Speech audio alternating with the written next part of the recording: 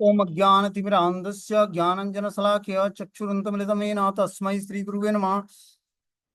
श्रीचैतन्यमनोभीष्टं स्थापितं येन भूतले स्वयं रूपकदा मह्यं ददाति स्वपदान्तिकं। वन्देऽहं श्रीगुरुः श्रीयुतपदकमलं श्रीगुरून् वैष्णवाचं श्रीरूपं साग्रजातं सगण रघुनाथान्वितं तं सजीवं साद्वैतं सावधूतं परिजनसहितं कृष्णचैतन्यदेवं श्रीराधाकृष्णपादान् सगण ललिता श्रीविशाखान्विताश्च नित्यानंदम नमस्तुभ्यं प्रेमानंद प्रदायते कलवकलमस्य नाशाय जानवीपतये नमः। नमो महावदन्याय कृष्ण प्रेम प्रदायते कृष्णाय कृष्ण चैतन्य नामिने गौरकृष्ण नमः। पंचतत्वात्मकं कृष्णं भक्तरूप स्वरूपकं भक्तावतारं भक्ताख्यं नमामि भक्ति शक्तिकं। हे कृष्ण करुणा सिंधु दीनबंधु जगत्पतये गोपेश गोपिका कांत राधा कांत नमस्तुते। तप्त कांचन गौरांगे श्री राधे वृंदावनेश्वरी वृषभानुसुते देवी प्रणमामि हरिप्रिये। नमस्ते बलिदान श्रेष्ठ नमस्ते धरणीधर प्रलंबारे नमस्ते तू त्राईमाम कृष्ण पुरुष कृष्णाय वासुदेवाय देवकी नंदनाय च नंद गोकुमाराय गोविंदाय नमो नमः। कृष्णाय वासुदेवाय हरे परमात्मने प्रणत क्लेशनाशाय गोविंदाय नमो नमः। वासुदेव सुतम देवम कंस चारूणमर्दनम देवकी परमानंदम कृष्णं वंदे जगद्गुरुम। जय श्री कृष्ण चैतन्य प्रभु नित्यानंद श्री अद्वैत गदाधर श्रीवासादि श्री गौर भक्तवृंद। हरे कृष्ण कृष्ण कृष्ण हरे हरे हरे राम राम राम हरे हरे। इसमें आज हम लोग को काम्य वन की लीलाएं हम लोग पढ़ रहे थे, जिसमें हमने बताया था धर्म कुंड की महिमा क्या है। काम्य वन में एक धर्म कुंड है, वहां पर पांचों भाई पांडव जो है धर्म कुंड पर ही, जो काम्य वन के पूर्व दिशा में स्थित है, वहां पर एक प्रसंग आता है कि पांचों पांडव गर्मी में तप रहे थे, तो उस सरोवर में जल पीने के लिए जाते हैं। ठीक है ना। तो वहां पर यक्ष मिलता है और यक्ष बोलता है कि पहले आप लोग जल पीने से पहले एक एक करके पांचों भाई जाते हैं। और बोलता है यक्ष की जो है, आप पहले हमारे क्वेश्चंस का जवाब दीजिए, फिर जाकर इस कुंड से आप जल पीजिए। लेकिन उसके बातों को लोग पांचों पांडवों में से चार पांडव जो है ध्यान नहीं देते हैं, और धीरे धीरे क्या होता है कि वो कुंड से जल पीने से पहले ही जो है वहां पर मूर्छित हो जाते हैं। और अंत में युधिष्ठिर महाराज जाते हैं और यक्ष के सारे क्वेश्चंस को जवाब देते हैं। और फिर जो है यक्ष फिर पांचों पांडवों को जीवित कर देता है, युधिष्ठिर महाराज से प्रसन्न होकर। ठीक है। अब इसमें आगे जो प्रसंग आता है, दूसरा प्रसंग, कि जब पांडव द्रौपदी के साथ वनवास का समय यहाँ काट रहे थे, एक समय महारानी द्रौपदी अकेले विमल कुंड में स्नान करने गई थी। पांडव लोग अपने निवास स्थान पर निश्चिंत होकर भगवत कथा में निमग्न थे। इधर दुर्योधन का बहनोई, जो पांडवों का भी बहनोई लगता था, द्रौपदी पर आसक्त था। वो पांडवों का अपमान करने के लिए इस अवसर की प्रतीक्षा में था कि द्रौपदी कहीं मुझे अकेले में मिल जाए तो सहज ही उसका अपहरण कर लूंगा। होनहा होनी बस आज उसे द्रौपदी अपने निवास स्थान से दूर विमल कुंड में स्नान करते हुए मिल गई। जयद्रथ ने द्रौपदी के निकट साम दाम दंड भेद का अवलंबन कर उसे अपने साथ अपने राज्य में ले जाने की चेष्टा किया, किंतु पतिव्रता शिरोमणि ने दृढ़ता से उसके विचारों को अस्वीकार कर दिया, जिससे क्रोधित होकर जयद्रथ ने उसे बलपूर्वक खींचकर अपने रथ में बैठा लिया और बड़े वेग से घोड़े को हाँकने लगा। द्रौपदी जोर जोर से अर्जुन, भीम और कृष्ण को अपनी रक्षा के लिए पुकारने लगी। किसी प्रकार से उसकी चीख अर्जुन और भीम के कानों में पड़ी। वे दोनों महाबलशाली योद्धा तुरंत बड़े वेग पूर्वक दौड़े। महारथी अर्जुन ने अपनी अग्निबाण से जयद्रथ को रथ रोक दिया। जयद्रथ रथ से कूदकर प्राणों को बचाने के लिए भागा, किंतु भीम ने उससे भी अधिक वेग से दौड़कर उसे पकड़ लिया। दोनों भाइयों ने जयद्रथ को पकड़कर द्रौपदी के सामने प्रस्तुत किया। फिर तीनों महाराजा युधिष्ठिर के पास आए। भीम ने क्रोधित होकर कहा, इस आतताई का अभी मैं तुरंत वध कर दूंगा। अर्जुन ने भी भीम के प्रस्ताव को समर्थन किया, किंतु धर्मराज युधिष्ठिर ने दोनों भाइयों को सांत्वना प्रदान करते हुए कहा कि इस नीच ने द्रौपदी के चरणों में अपराध किया है, इसलिए द्रौपदी से पूछा पूछा जाए कि उचित दंड क्या देना होगा। द्रौपदी ने गंभीर होकर कहा, जैसा भी हो, इसने भयंकर अपराध तो किया है, किंतु यह आप लोगों की बहन का पति है। मैं अपनी ननद को विधवा होकर सारा जीवन रोते हुए नहीं देखना चाहती हूँ। इसे छोड़ देना ही उचित है। किंतु भीम उसे मार ही डालना चाहते थे। अंत में यह निश्चित हुआ किसी सम्माननीय व्यक्ति का अपमान करना भी मृत्यु के समान है, इसलिए इसका सर मुंडन कर दिया जाए और 5 चोटियां रख दी जाएं। उसी प्रकार ही मूछ मुड़ाकर दाढ़ी रख दी जाए और उसे छोड़ दिया जाए। अंत में अर्जुन ने वैसे ही मुंडन कर उसे मूछ काट कर अपमानित कर उसे छोड़ दिया। जयद्रथ घोर अपमानित होकर चला गया और पांडवों का वध करने के लिए घोर तपस्या करने लगा। किंतु अंत में महाभारत के युद्ध में श्री कृष्ण के परामर्श से अर्जुन के हाथों वह मारा गया। तो ये स्टोरी थी दूसरे प्रसंग की। अब तीसरा प्रसंग है इसमें कि पांडव लोग द्रौपदी के साथ वनवास के समय यही निवास करते थे। उधर दुष्ट दुर्योधन पांडवों को समूल नष्ट कर देने के लिए सदा चिंतित रहता था। उसने महर्षि दुर्वासा को निमंत्रित कर बड़े ही सम्मान और आदर के साथ परम स्वादिष्ट खडरस भोजन कराकर उन्हें तृप्त किया। तो दुर्वासा मुनि एक बार आते हैं तो पहले दुर्योधन के राज्य में जाते हैं। दुर्योधन क्या करता है, उनको बहुत ही आदर पूर्वक परम स्वादिष्ट खडरस भोजन प्रदान करता है। 6 रसों से युक्त भोजन उनको प्रदान करता है। उसकी सेवा से संतुष्ट होकर दुर्वासा जी ने उसे कोई भी वरदान मांगने के लिए कहा। उसने हाथ जोड़कर महर्षि से यह वरदान मांगा कि महाराजा युधिष्ठिर मेरे बड़े भाई हैं, आप कृपया करके अपने 60,000 शिष्यों के साथ उनके निवास स्थान पर भी आतिथ्य ग्रहण करें। ये उसका वरदान था दुर्योधन का। किंतु आप लोग दोपहर के पश्चात तृतीय पहर में ही उनका आतिथ्य ग्रहण करें। आजकल पांडव लोग काम्य वन में निवास कर रहे हैं। तो दुर्योधन ने कहा कि आप दोपहर का भोजन हमारे में करके और दोपहर के बाद का जो भोजन है आतिथ्य तीसरे पहर में आतिथ्य ग्रहण उनका करें, युधिष्ठिर महाराज का। वो आजकल काम्य वन में निवास करते हैं। दुर्योधन यह भली बात जानता था कि पांडव लोग अतिथि की भली भांति सेवा करते हैं। द्रौपदी के बाद सूर्य देव की द्वारा दी हुई एक बटलोई है जिसमें अन्न पाक करने पर अगणित व्यक्तियों को तृप्ति पूर्वक भोजन कराया जा सकता है।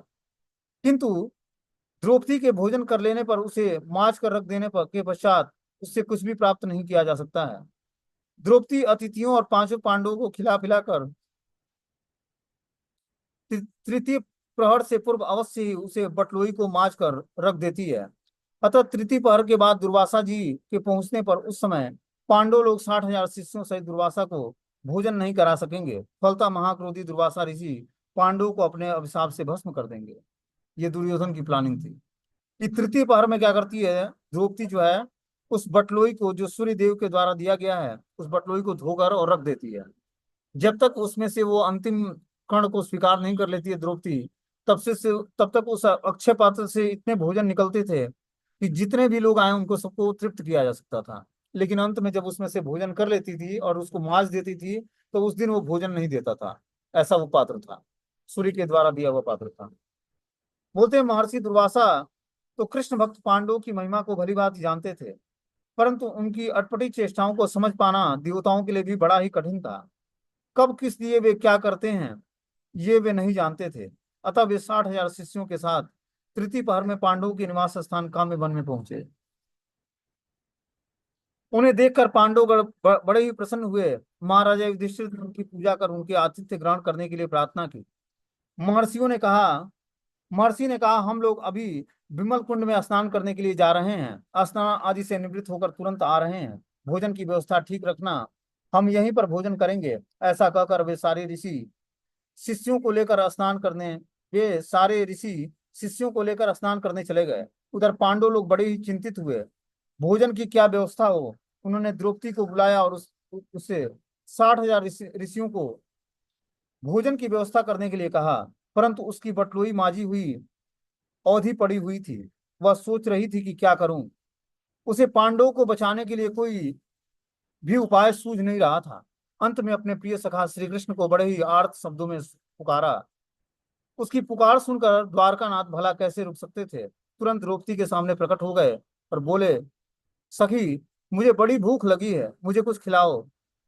द्रौपदी ने उत्तर दिया, तुम्हें भूख लगी हुई है, इधर घर में कुछ भी नहीं है। मेरी बटलोई भी मजी हुई औधी पड़ी हुई है। परम क्रोधी महर्षि दुर्वासा आज 60,000 शिष्यों के साथ अभी तुरंत भोजन करने के लिए पधारने वाले हैं। भोजन नहीं मिलने पर पांडवों को का सर्वनाश अनिवार्य है, अतः पहले इसकी व्यवस्था कीजिए। श्री कृष्ण ने कहा, बिना कुछ खाए पिए मैं कुछ भी नहीं कर सकता हूँ, जरा अपनी बटलोई लाना। तो द्रौपदी ने करुण स्वर से कहा कि बटलोई में कुछ भी नहीं है, मैंने उसे भली भांति मांज कर रख दिया है। श्री कृष्ण बोले कि फिर भी ले आओ। द्रौपदी ने बटलोई को ले आकर कृष्ण के हाथों में दे दिया। श्री कृष्ण बहुत ही प्रसन्न हुए। उस बटलोई के भीतर कहीं एक छोटा सा साग का टुकड़ा चिपका हुआ था। श्री कृष्ण ने उसे अपने नाखूनों से कुरेद कर अपने मुख में डाला, फिर द्रौपदी के हाथों से पेट भरकर पानी पिया। तत्पश्चात तृप्तो अस्मि कहकर अपने पेट पर हाथ फेरने लगे। श्री कृष्ण को तृप्ति प्राप्त होकर डकार आने लगी। उन्होंने भीमसेन को ऋषियों को शीघ्र ही बुलाने के लिए भेजा। महापराक्रमी भीम अपने हाथ से गदा लेकर ऋषियों को बुलाने विमल कुंड की ओर गए। महर्षि दुर्वासा और उनके शिष्य विमल कुंड में स्नान कर रहे थे कि अचानक उनका पेट पूर्ण रूपेण भर गया। सबको भोजन कराने के पश्चात वाली डकारें भी उन्हें आने लगी। उसी समय भीम को अपने ओर आते देखकर दुर्वासा जी को अम्बरीश महाराज की घटना का स्मरण हुआ।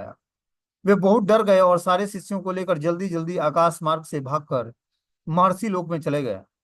भीम वहां पहुंचकर ऋषियों को न पाकर लौट आए और महाराज युधिष्ठिर और श्री कृष्ण को बतलाया कि चारों ओर खोजे जाने पर भी वो मुझे नहीं मिले हैं।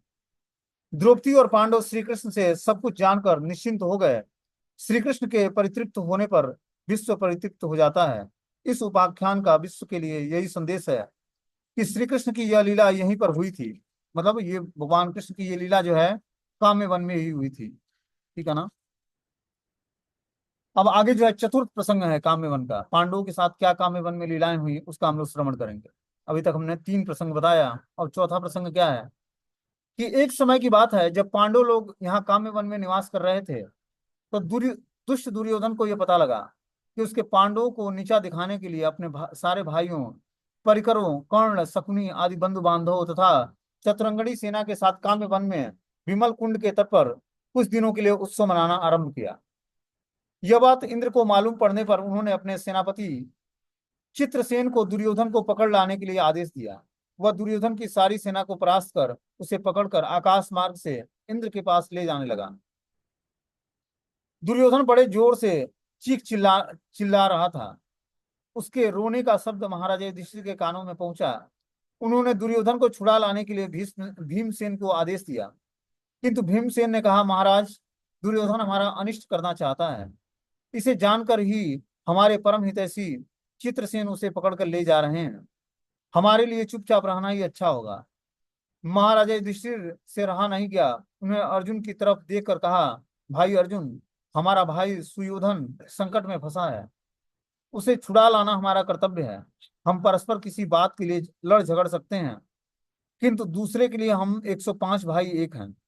मतलब 100 कौरव और 5 पांडव। बोलते हैं कि हम लोग आपस में भले लड़ झगड़ सकते हैं, लेकिन दूसरों के लिए हम 105 भाई एक हैं।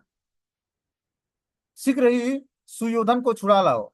महारथी अर्जुन ने देव सेनापति चित्रसेन के हाथों से दुर्योधन को छुड़ाकर अपने बाणों से सहज ही महाराज युधिष्ठिर के सामने उतार दिया। महाराज युधिष्ठिर बड़े ही प्रेम से उससे मिले और आदर पूर्वक उससे उसके निवास स्थल की ओर विदा किया। किंतु कोयला लाख साबुन लगाने पर भी कालापन नहीं छोड़ता है। महाराज युधिष्ठिर का यह प्रेमपूर्ण व्यवहार भी उसके हृदय में सूल की भांति चुभ गया। वह अपने को अपमानित समझकर बहुत ही क्षुब्ध होकर हस्तिनापुर लौट आया।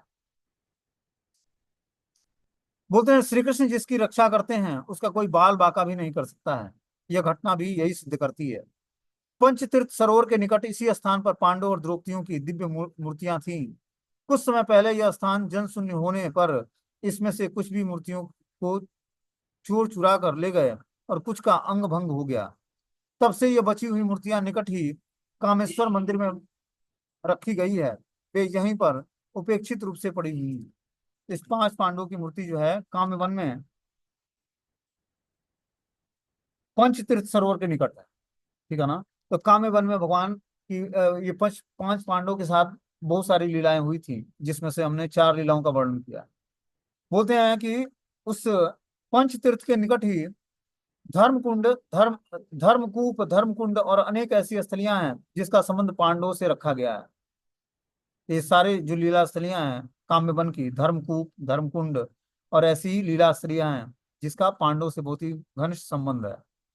अब आगे जो है, जब इस धर्म कुंड से व्यक्ति आगे बढ़ता है तो यशोदा कुंड आता है।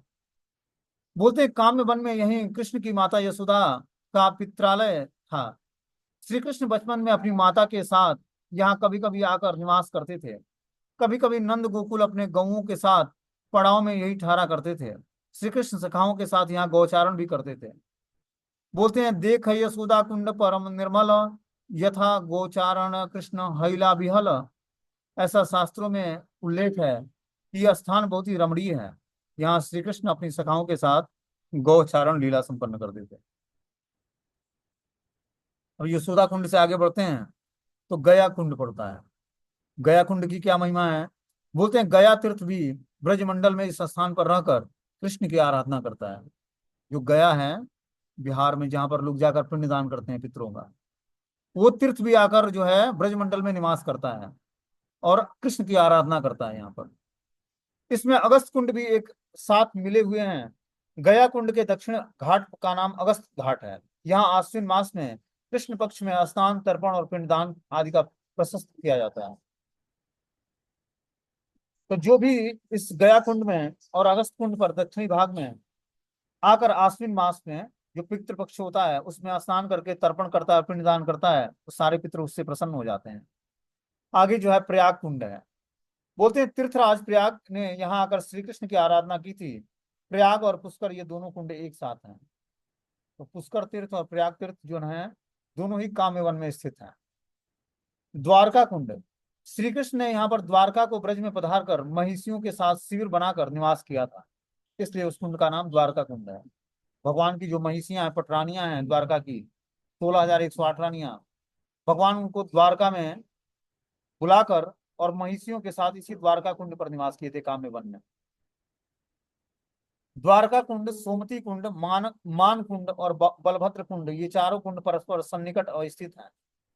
ठीक है ना, ये चारों कुंड एक एक पास ही हैं। द्वारका कुंड के आसपास ही सोमती कुंड है, मान कुंड है और बलभद्र कुंड है। अब आगे जो है इन कुंडों से आगे बढ़ते हैं तो नारद जी का कुंड है। बोलते हैं ये नारद जी की आराधना स्थली है। देवर्षि नारद इस स्थान पर कृष्ण की मधुर लीलाओं का गान करते हुए अधैर्य हो जाते थे। बोलते हैं भक्ति रत्नाकर में श्लोक आता है कि देखा नारद कुंड नारद खाने हैला महिया अधैर्य कृष्ण लीला गाने। यहाँ पर नारद मुनि भगवान की माधुरी लीलाओं का गान करते करते धीरे धीरे जो है मूर्छित हो जाते, धैर्य धारण नहीं कर पाते, विहल हो जाते हैं। नारद कुंड से आगे बढ़ते हैं तो मनोकामना कुंड है। मनोकामना कुंड, बोलते हैं तत्र काम सरोराजन गोपिका रमणम सरह, तत्र तीर्थम सहस्त्राणी सरासिम च पृथक पृथक। विमल कुंड और यशोदा कुंड के बीच में मनोकामना कुंड और काम सरोवर एक साथ विराजमान है। यहाँ स्नान आदि करने से मन की सारी कामनाएं पूर्ण हो जाती हैं। कोई जाकर मनोकामना कुंड में स्नान करता है काम्य वन में, उसकी सारी मन की अभिलाषा पूरी हो जाती है।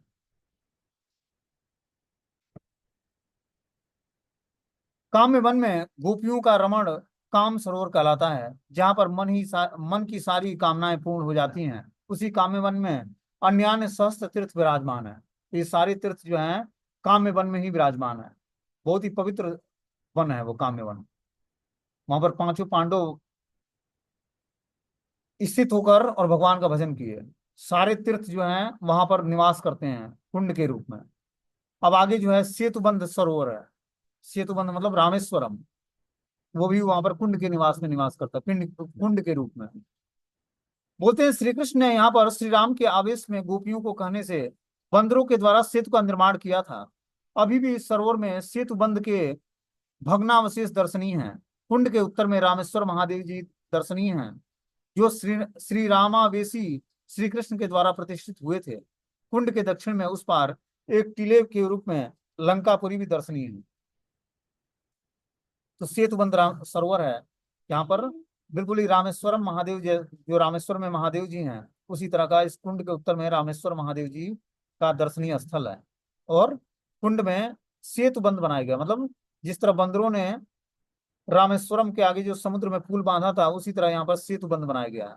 ठीक है ना। कुंड के दक्षिण भाग में एक किले के रूप में लंकापुरी स्थित है। तो एक लंका जैसी पुरी भी स्थित है। अब आगे इसका प्रसंग क्या है, इसकी स्टोरी क्या है, हम लोग सुनेंगे। बोलते हैं कि श्री कृष्ण लीला के समय एक दिन परम कौतुकी श्री कृष्ण इसी कुंड के उत्तरी तट पर गोपियों के साथ वृक्षों की छाया में बैठकर विनोदिनी श्री राधिका के साथ हास प्रयास कर रहे थे। उस समय उनकी रूप माधुरी से आकृष्ट होकर आसपास के सारे बंदर पेड़ों से नीचे उतरकर उनके चरणों में प्रणाम कर किलकारियां मारकर नाचने कूदने लगे। बहुत से बंदर कुंड के दक्षिण तट पर के वृक्षों में लंबी छलांग मारकर उनके चरणों में के समीप पहुंचे। भगवान श्री कृष्ण उन बंदरों की वीरता की प्रशंसा करने लगे। गोपियां भी इस आश्चर्यजनक लीलाओं को देखकर मुग्ध हो गई। वे भी भगवान श्री रामचंद्र की अद्भुत लीलाओं का वर्णन करते हुए कहने लगी कि श्री रामचंद्र जी ने भी बंदरों की सहायता ली थी। उस समय ललिता जी ने कहा कि हमने सुना है कि महापराक्रमी हनुमान जी ने त्रेता युग में एक छलांग में ही समुद्र को पार कर लिया था, परंतु आज तो हम साक्षात रूप में बंदरों को इस सरोवर को एक छलांग में पार करते हुए देख रही हैं। तो त्रेता युग में हनुमान जी एक छलांग में ही जो है उस समुद्र को पार कर जाते हैं, और इस द्वापर युग में उस कुंड को एक ही छलांग में सारे बंदर पार कर जाते थे। ये देखकर ललिता जी हैरान हो जाते हैं। ऐसा सुनकर कृष्ण ने गर्व करते हुए कहा, जानती हो मैं ही त्रेता युग में श्री राम था, मैंने ही राम रूप में सारी लीलाएं की थी। ललिता श्री रामचंद्र की अद्भुत लीलाओं की प्रशंसा करती हुई बोली कि तुम झूठे हो, तुम कदापि राम नहीं हो, तुम्हारे लिए कदापि ऐसी वीरता संभव नहीं है। श्री कृष्ण ने मुस्कुराते हुए कहा, तुम्हें विश्वास नहीं रहा है, किंतु मैंने ही राम रूप धारण करके जनकपुरी में शिव धनुष को तोड़कर सीता से विवाह किया था। पिता के आदेश से धनुष बाण धारण करके सीता और लक्ष्मण के साथ चित्रकूट और दंड कारण्य में भ्रमण किया था, और वहां अत्याचारी दैत्यों का विनाश किया था। फिर सीता के वियोग में वन वन में भटका, पुनः बंदरों की सहायता से रावण सहित लंकापुरी को ध्वस्त करके अयोध्या में लौट आया था। मैं इस समय गोपालन के द्वारा बंसी धारण कर गौचारण करते हुए वन वन में भ्रमण करता हुआ प्रियतमा श्री राधिका के साथ तुम गोपियों से विनोद कर रहा हूँ। पहले मेरे राम रूप में धनुष बाणों से त्रिलोक कांप उठती थी, किंतु अब मेरे मधुर वेणुनाद से अस्थावर जंगम सभी प्राणी उन्मत्त हो रहे हैं। ललिता जी ने मुस्कुराते हुए कहा, हम केवल कोरी बातों से ही विश्वास नहीं कर सकती हैं, यदि श्री राम जैसा कुछ पराक्रम दिखा सको तो हम विश्वास कर सकती हैं। श्री राम जी ने 100 योजन समुद्र को भालू कपियों के साथ बंधवाकर पुल बंधवाकर सारी सेना को उस पार लगाया था। आप उन बंदरों के द्वारा इस छोटे से सरोवर पर पुल बंधवा दो तो हम विश्वास कर सकती हैं।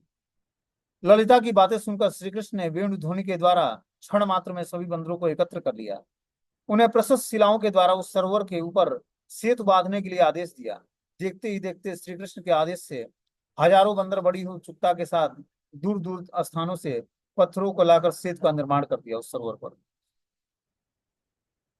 श्री कृष्ण ने अपने हाथों से उस बंदरों के द्वारा लाए हुए उन पत्थरों के द्वारा सेतु का निर्माण किया। सेतु के प्रारंभ में सरोवर की उत्तर दिशा में श्री कृष्ण ने अपने रामेश्वरम महादेव की स्थापना भी की। आज भी ये सभी लीला स्थान दर्शनीय हैं। इस कुंड का नामांतर लंका कुंड भी है। तो जो है उस कुंड को कुछ लोग लंका कुंड भी बोलते हैं। अब उस कुंड से आगे बढ़ते हैं सेतुबंध सरोवर से, तो आगे जो है लुकलुकी कुंड पड़ता है। बोलते हैं गौचारण करते समय कभी कभी कृष्ण अपनी सखाओं को खेलते हुए छोड़कर कुछ समय के लिए एकांत में एक परम रमणीय स्थान पर गोपियों से मिले। वे उन ब्रज रमणियों के साथ यहाँ पर लुका छिपी की क्रीड़ा करते थे। सब गोपियों ने अपनी अपनी आंखें मूंद ली और कृष्ण निकट ही पर्वत की एक कंदरा में प्रवेश कर गए। सखियां चारों ओर खोजने लगी, किंतु कृष्ण को ढूंढ नहीं सकी। वे बहुत ही चिंतित हुई कि कृष्ण हमें छोड़कर कहाँ चले गए। वे कृष्ण का ध्यान करने लगी। जहां पर वे बैठकर ध्यान कर रही थी वह स्थान ध्यान कुंड कहलाया। जिस कंदरा में कृष्ण छिपे हुए थे उसे लुक लुक कंदरा कहते हैं, इसलिए वहां पर जो कुंड है उसका नाम लुकलुकी कुंड है। यहीं पर भगवान जो है लुका छिपी का खेल खेलते थे अपने ब्रज सखियों के साथ। आगे उससे बढ़ते हैं तो चरण पहाड़ी पड़ती है। इसकी क्या महिमा है इसको हम लोग सुनेंगे। बोलते हैं श्री कृष्ण इस कंदरा में प्रवेश कर पहाड़ी के ऊपर प्रकट हुए और वहीं से उन्होंने मधुर बंसी ध्वनि की। बंसी ध्वनि सुनकर सखियों का ध्यान टूट गया और उन्होंने पहाड़ी के ऊपर प्रियतम को बंसी बजाते हुए देखा। वे दौड़कर वहां पहुंची और बड़ी आतुरता के साथ कृष्ण से मिली। बंसी ध्वन से पर्वत पिघल जाने के कारण उसमें श्री कृष्ण के चरण चिन्ह उभर आए।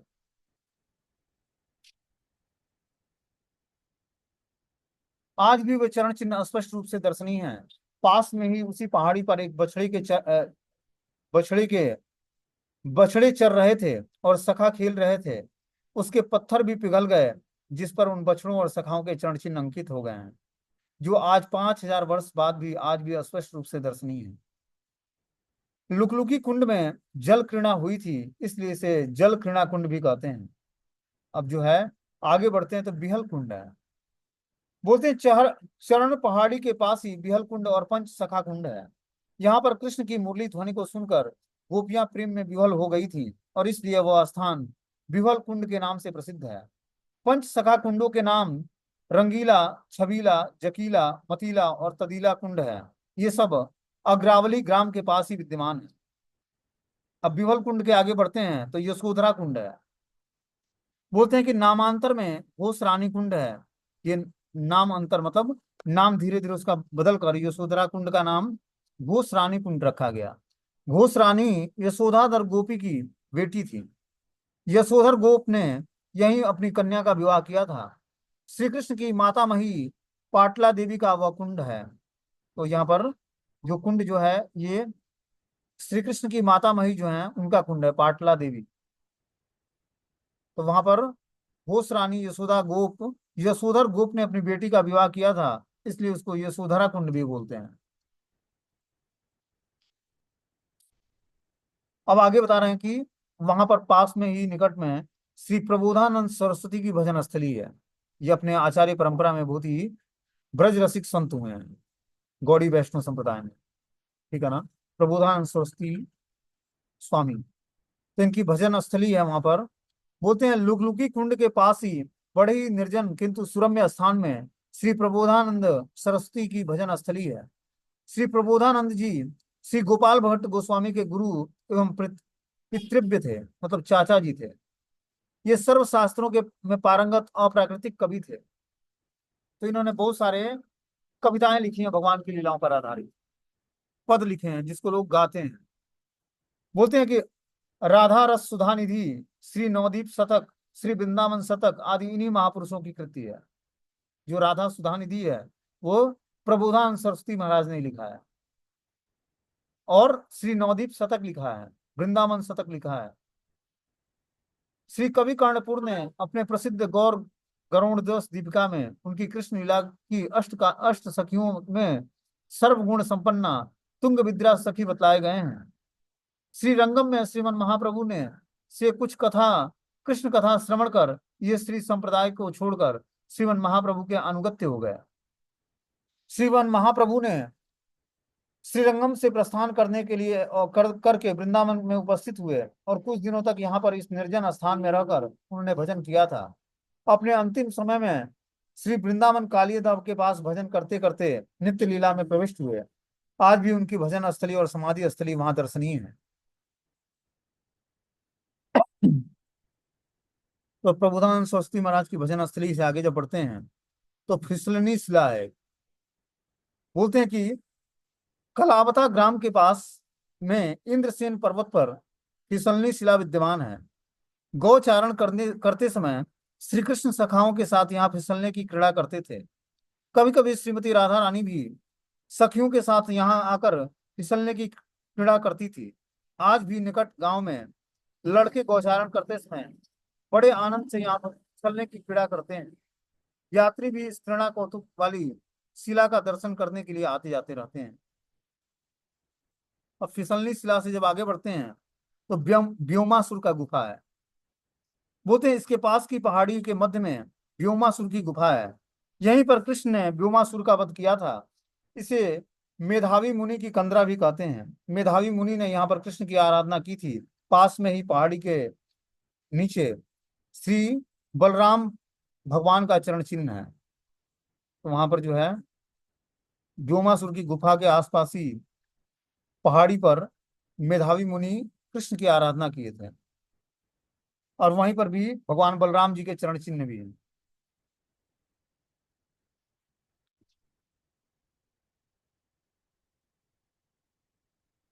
आगे बता रहे हैं कि जिस समय श्री कृष्ण व्योमासुर का वध कर रहे थे, उस समय पृथ्वी कांपने लगी। बलदेव जी ने अपने चरणों से पृथ्वी को दबाकर शांत कर दिया, और उन्हीं के चरण चिन्हों चिन्ह आज भी दर्शनीय हैं। जब व्योमासुर को भगवान मार रहे थे, तो पृथ्वी कांपने लगी। जब कांपने लगी तो भगवान बलदेव जो हैं, पृथ्वी को अपने चरणों से दबाकर उसको शांत किया। और जब पृथ्वी को दबाया तो उनके चरण चिन्ह जो है धरती पर छप गए। वो चरण चिन्ह आज भी हैं बलदेव जी के। प्रसंग इस प्रकार है कि इस एक समय कृष्ण गौचारण करते हुए वहां पर उपस्थित हुए। चारों तरफ वन में बड़ी बड़ी हरी भरी घास थी। गौवें आनंद से वहां चरने लगी। श्री कृष्ण निश्चिंत होकर सखाओं के साथ भेड़ चोरी की लीला खेलने लगे। बहुत से सखा भेड़ बन गए और कुछ उनके पालक बन गए। बहुत से सखा भेड़ बन गए और कुछ उनके पालक बन गए। कुछ सखा चोर बनकर भेड़ों को चुराने की क्रीड़ा करने लगे। कृष्ण विचारक न्यायाधीश बने। भेड़ पालकों ने न्यायाधीश कृष्ण के पास भेड़ चोरी के विरुद्ध मुकदमा दायर किया। ये लीला संपन्न हुई वहां पर कि कुछ ग्वाल वाल भेड़ बन गए और कुछ भेड़ के चरवाहे बन गए, और भगवान श्री कृष्ण न्यायाधीश बन गए उसमें। कुछ चोर बन गए। तो चोर क्या करते, सारा कुछ भेड़ों को चुराने की क्रीड़ा करते। कृष्ण विचारक न्यायाधीश बने, और कुछ पालकों ने न्यायाधीश कृष्ण के पास आकर भेड़ चोरी के विरुद्ध मुकदमा दायर किया। श्री कृष्ण दोनों पक्षों को बुलाकर मुकदमे का पर विचार करने लगे। इस प्रकार सभी ग्वाल बाल घृणा में आसक्त हो गए। उधर व्योमासुर नामक कंस के गुप्त चर ने कृष्ण को मार डालने के लिए सखाओं जैसा वेश धारण करके सखा मंडली में प्रवेश कर गया, और भेड़ों का चोर बन गया। और उसने भेड़ बने हुए सारे सखाओं को क्रमशः लाकर इसी कंदरा में छिपा देता। जो व्योमासुर के कंदरा है, उसमें उसी कंदरा में ले आकर सबको छुपा देता है। श्री कृष्ण ने देखा कि हमारे सखा कहाँ गए। उन्होंने व्योमासुर को पहचान लिया, और यह कार्य इस सखा बने दैत्य का है ऐसा जानकर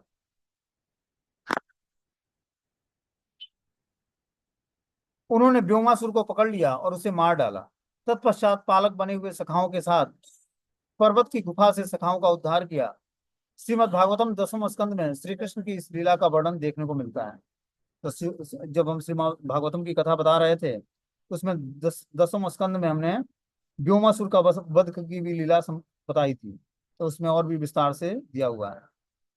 अब व्योमासुर की गुफा से थोड़ी दूरी पर एक स्थान पड़ता है भोजन थाली। बोलते हैं कि व्योमासुर गुफा से थोड़ी दूरी पर भोजन थाली है। श्री कृष्ण व्योमासुर का वध करके यहीं पर इस कुंड में सखाओं के साथ स्नान और भोजन क्रीड़ा करते थे। जिस कुंड में स्नान किया था उस कुंड को क्षीर सागर या कृष्ण कुंड कहते हैं। इस कुंड के ऊपर कृष्ण के ने सब गोप सखाओं के साथ भोजन किया था। भोजन करने के स्थल में अभी भी पहाड़ी में थाल और कटोरी के चिन्ह विद्यमान हैं। पास में ही श्री कृष्ण के बैठने का सिंहासन स्थल भी विद्यमान है। भोजन करने के पास कुछ ऊपर पहाड़ी पर सखाओं के साथ क्रीड़ा कौतुक का स्थल भी विद्यमान है। सखा लोग एक शिला को वाद्य यंत्र के रूप में व्यवहार करते थे। आज भी उस शिला को बजाने से नाना प्रकार के मधुर ध्वनि निकलती है। तो पहाड़ी जो है, उस पर एक शिला ऐसी है जिसको सारे ग्वाल बाल बजाया करते थे। तो उसको आज भी लोग बजाते हैं, तो उसमें से मधुर ध्वनि स्वर निकलती है। यह बाजन शिला के नाम से प्रसिद्ध है। पास में ही शांतनु जी की तपस्या स्थली शांतनु कुंड है, जिसमें गुप्त गंगा, नैमिष्य तीर्थ, हरिद्वार कुंड, अवंतिका कुंड, मत्स्य कुंड, गोविंद कुंड, निसृंग कुंड, प्रहलाद कुंड ये एकत्र विद्यमान है। भोजन स्थली की पहाड़ी पर श्री परशुराम जी की तपस्या स्थली है। यहाँ पर श्री परशुराम जी ने भगवत आराधना की थी। काम्य वन में गौड़ीय संप्रदाय के विग्रह श्री गोविंद जी, श्री वृंदा जी, श्री गोपीनाथ जी और श्री मदन मोहन जी हैं। श्री वल्लभ संप्रदाय के विग्रह श्री कृष्ण चंद्रमा जी, नवनीत प्रिया जी और श्री मदन मोहन जी, ये श्री वल्लभ संप्रदाय के विग्रह वहां पर विराजमान है काम्यवन में। ठीक है। अब आगे हम लोग काम्यवन के दरवाजे के बारे में सुनेंगे। बोलते हैं काम्यवन में 7 दरवाजे हैं। पहला है दिग दरवाजा। काम्य वन के अग्निकोण में दक्षिण दक्षिण पूर्व दिशा में अवस्थित है। यहाँ पर दीर्घपुर और भरतपुर जाने का रास्ता है, मतलब राजस्थान जाने का रास्ता है काम्य वन से। पहला दरवाजा है। दूसरा है लंका दरवाजा। यह काम्य वन गांव के दक्षिण कोण पर अवस्थित है। यहाँ से सेतुबंद कुंड की ओर जाने का मार्ग है। जो सेतुबंद कुंड है उस कुंड की तरफ जाने का मार्ग है। आमेर दरवाजा काम्य वन गांव के नेतृत्व कोण मतलब दक्षिण पश्चिम दिशा में अवस्थित है। यहाँ से चरण पहाड़ी जाने का मार्ग है। देवी दरवाजा यह काम्य वन गांव के पश्चिम में अवस्थित है। यहाँ से वैष्णो देवी पंजाब जाने का मार्ग है। आगे जो है पांचवा दरवाजा दिल्ली दरवाजा है। यह काम्य वन के उत्तर में अवस्थित है। यहाँ से दिल्ली जाने का मार्ग है। छठा दरवाजा है राम जी दरवाजा। गांव के ईशान कोण में अवस्थित है। यहाँ से नंदगांव जाने का मार्ग है।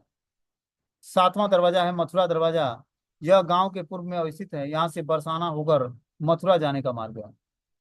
होते काम्य वन की परिक्रमा और दर्शन समाप्त कर जब आगे अग्रसर होते हैं तब निम्नलिखित लीला स्थली मिलती है। अब काम्य वन की लीला समाप्त हो जाती है।